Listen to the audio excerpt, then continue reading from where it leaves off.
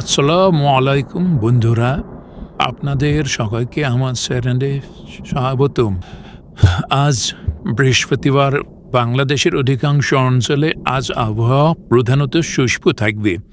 আকাশ আংশিক মেঘাচ্ছন্ন থাকতে পারে, তবে সিলেট বিভাগের ১-২ জায়গায় বজ্রপাত সহ বৃষ্টি এবং অস্থায়ী দমকা হাওয়া সম্ভাবনা রয়েছে।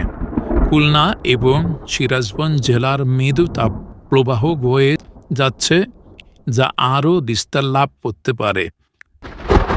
রাজধানী ঢাকায় আজকে সর্বোচ্চ তাপমাত্রা প্রায় ৩৭ ডিগ্রি সেলসিয়াস এবং সর্বনিম্ন ২৮ ডিগ্রি সেলসিয়াস হওয়ার সম্ভাবনা রয়েছে। আকাশে কিছু মেঘ থাকতে পারে, তবে বৃষ্টির সম্ভাবনা একেবারেই কম।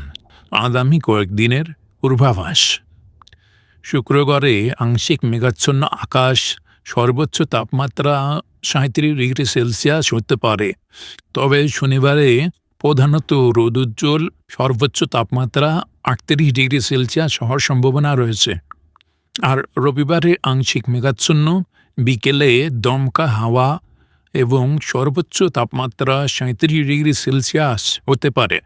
এই গরম আবহাওয়ায় সুস্থ থাকতে প্রচুর পানি পান করুন, রোদে সরাসরি যাওয়া এড়িয়ে চলুন, হালকা ও ঢিলেঢালা পোশাক পরিধান করুন।